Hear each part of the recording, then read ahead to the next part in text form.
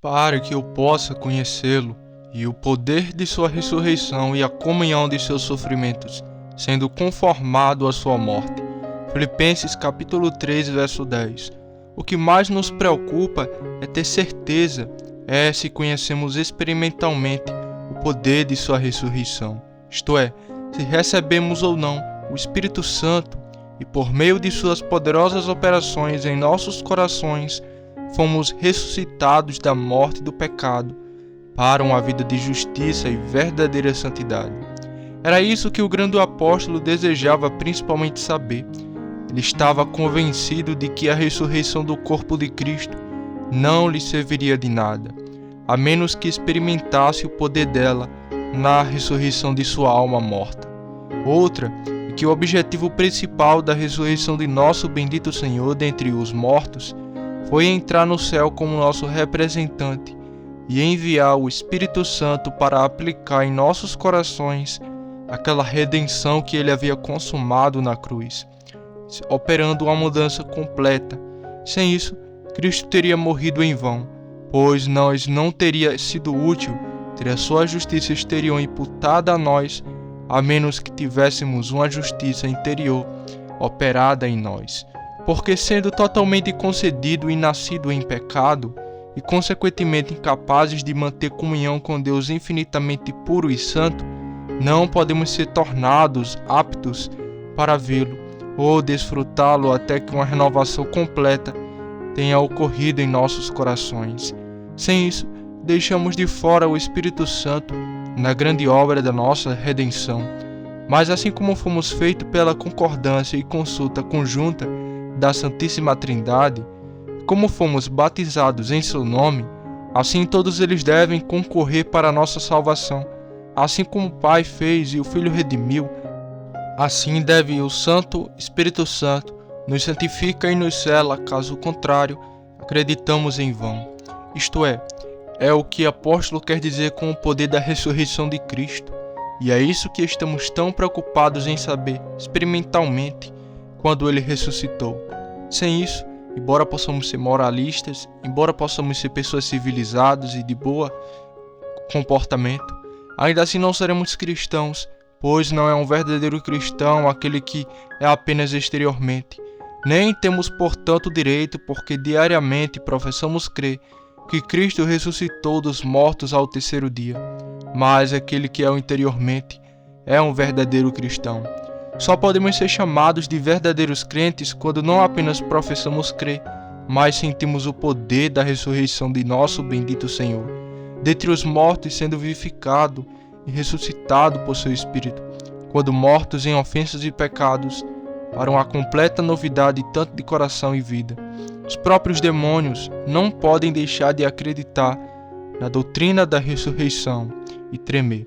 No entanto, eles continuam sendo demônios porque os benefícios desta ressurreição não foram aplicados a eles, nem receberam dela um poder renovador para mudar e adiar sua natureza diabólica. Portanto, a menos que não apenas professamos saber, mas também sintamos que Cristo realmente ressuscitou ao nascer de novo do ato, estaremos tão longe do reino de Deus quanto eles. Nossa fé será tão ineficaz quanto a fé dos demônios. Nada causou mais dano ao mundo cristão, nada tornou a cruz de Cristo menos eficaz do que um avanço posição de que a religião é algo externo a nós. Assim como Cristo nasceu de ventre da Virgem, ele deve ser formado espiritualmente no nosso coração. Assim como ele morreu pelo pecado, nós também devemos morrer para o pecado. E assim como ele ressuscitou dos mortos, também devemos ressuscitar para uma vida divina. É verdade que quanto à obra exterior da nossa redenção, foi um ato transitório e certamente foi consumado na cruz, mas a aplicação dessa redenção aos nossos corações é uma obra que continuará sempre até o fim do mundo. Enquanto houver um homem eleito respirando na terra que é naturalmente gerado da descendência do primeiro Adão, tanto tempo deverá o Espírito vivificador, adquirido pela ressurreição do segundo Adão, aquele Senhor do céu, está soprando sobre sua alma. Pois embora possamos existir por Cristo, ainda assim não podemos dizer que existimos nele até que estejamos unidos a ele por um Espírito e entremos em um novo estado de coisas, tão certamente como ele entrou em um novo estado de coisas depois que ele ressuscitou dos mortos. Podemos nos aglomerar em torno de Cristo, chamá-lo de Senhor, quando vamos adorar diante de seu escabelo, mas nós temos que não o tocamos efetivamente, até que por uma fé viva em sua ressurreição, percebamos uma virtude divina saído dele, para renovar e purificar nossas almas. Quão grandemente erram então aqueles que descansam numa simples fé histórica na ressurreição de nosso Salvador, e procuram apenas provar externas para evidenciar isto? Mesmo que nós, os mais eruditos debatedores deste mundo, pudéssemos falar da certeza deste fato com a linguagem dos anjos e dos homens, sem este testemunho interior disso em nossos corações, embora pudéssemos convencer os outros, nós mesmos nunca deveríamos ser salvos por isso, pois somos apenas homens mortos, somos como tantos cadáveres embrulhados em montanhas, até que aquele mesmo Jesus que chamou Lázaro de seu túmulo e em cuja ressurreição muitos que dormiam ressuscitaram, nos ressuscita também por seu estado de vida, que espírito de nossa morte natural, na qual permanecemos por tanto tempo para uma vida santa e celestial. Poderíamos nos considerar felizes se tivéssemos visto o Santo Jesus depois que ele ressuscitou dos mortos e nossas mãos tivessem segurado o Senhor da vida, mas mais felizes são aqueles que não ouviram, mas tendo sentido o poder de sua ressurreição, acreditam nele. Pois muitos viram o nosso divino Mestre que não foram salvos por ele, mas todos aqueles que sentiu assim o poder de sua ressurreição têm um penhor de sua herança em seu coração. Ele passou da morte para a vida e nunca cairá na condenação final, tendo plena consciência de que isso é tolice para o homem natural, assim como muitas dessas verdades foram para os próprios discípulos de Nosso Senhor, quando eles apenas estão fracos na fé, antes dele ressuscitar.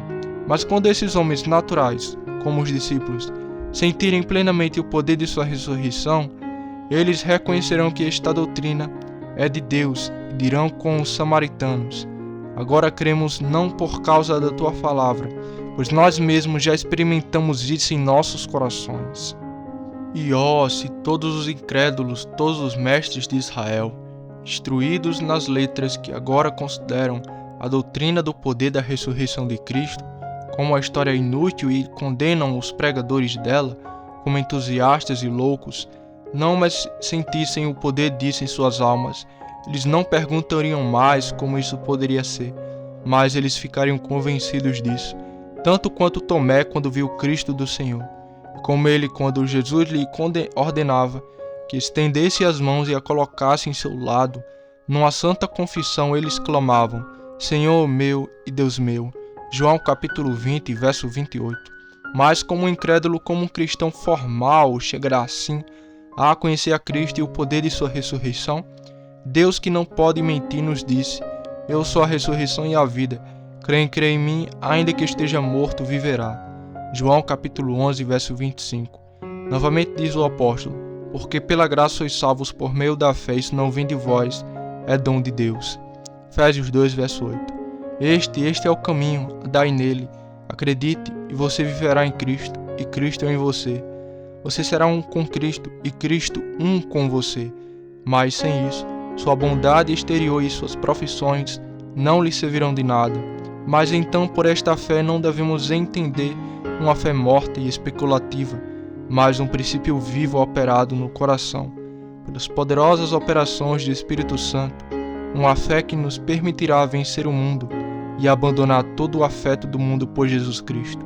Pois assim fala nosso bendito Mestre: todo aquele dentre vós que não abandona tudo o que possui, não pode ser meu discípulo. Lucas capítulo 14, verso 33.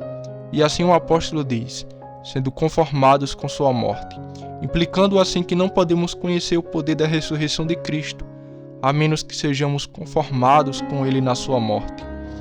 Se pudermos reconciliar a luz e as trevas, o céu e o inferno, então poderemos esperar conhecer o poder da ressurreição de Cristo, sem morrer, para nós mesmos e para o mundo.